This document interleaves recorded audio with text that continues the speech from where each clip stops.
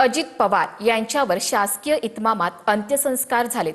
बारामतीच्या विद्या प्रतिष्ठान प्रांगणात अजित पवारांना अखेरचा निरोप देण्यात आला।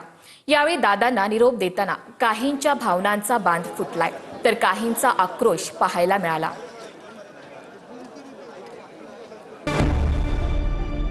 महाराष्ट्राचे लाडके दादा पंचतत्वात विलीन झाले। उपमुख्यमंत्री अजित पवारांना साश्रू नयनांनी अखेरचा निरोप देण्यात आला। केंद्रीय गृहमंत्री अमित शहा, केंद्रीय मंत्री नितीन गडकरी, भाजपचे राष्ट्रीय अध्यक्ष नितीन नबीन, मुख्यमंत्री देवेंद्र फडणवीस, उपमुख्यमंत्री एकनाथ शिंदे आणि राज ठाकरेंसह अनेक दिग्गजांनी अजित पवारांच्या अंत्यसंस्कारावेळी उपस्थित राहून त्यांना श्रद्धांजली वाहिली। यावेळी केंद्रीय गृहमंत्री अमित शहांनी शरद पवारांची भेट घेत त्यांचं सांत्वन केलं। अजित पवारांच्या पार्थिवाला पार्थ पवारांनी मुखाग्नी दिला। दादांच्या पार्थिवावर शासकीय इतमामात अंत्यसंस्कार पार पडले।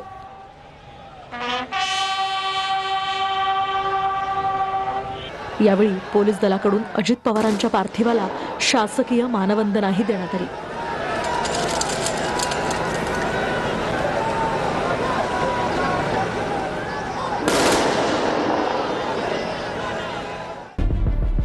पत्नी सुनेत्रा पवार, बहीण सुप्रिया सुळेंसह रोहित पवार आणि युगेंद्र पवारांनी अजित पवारांचं शेवटचं दर्शन घेतलं। आपल्या लाडक्या दादाला अखेरचा निरोप देण्यासाठी महाराष्ट्राच्या कान्याकोपऱ्यातून आलेले कार्यकर्ते आणि चाहत्यांचा जनसागर त्या ठिकाणी लोटला होता। याच वेळी पार्थ पवार आणि जय पवारांनी कार्यकर्त्यांसह मैदानात जमलेल्या नागरिकांचे आभारही मानले। अमर रहे एकच वादा अजित दादा अशा प्रकारच्या घोषणा विद्या प्रतिष्ठानच्या संपूर्ण मैदानात दूरपर्यंत ऐकू येत होत्या।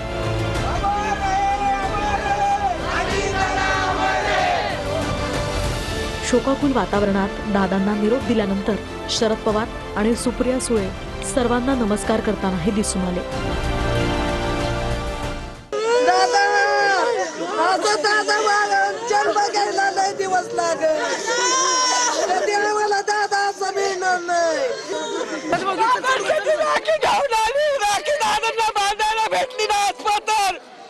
म्हणून मी राखी घेऊन आलेले दादा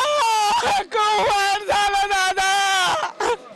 परंतु दादा आमच्याकडे प्रत्येक वर्षी आमच्या घरी येत होतं, त्यामुळे आता दादा आमच्या घरी येणार नाही।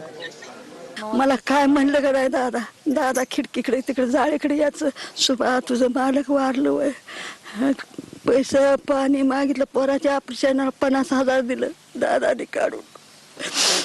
गरीबाला कधी नाही लय जाणीव केली माझी, लय जाणीव केली। तर लहानपणापासून त्यांना दादांची गाडी आली की आम्ही गेटकर पळत यायचो की हा बघायला भेटेल एक झलक। आता इथून पुढे कधीच ह्या बंगल्यामध्ये बघायला भेटणार नाही ते। दादा यायचं म्हणलं तरी आम्हाला अभिमान वाटायचा। दादा आला की सगळे माणसं दादांना भेटायला यायची। दादांचा मोठा दरारा होता, असं दादा पुन्हा होणे शक्य नाही।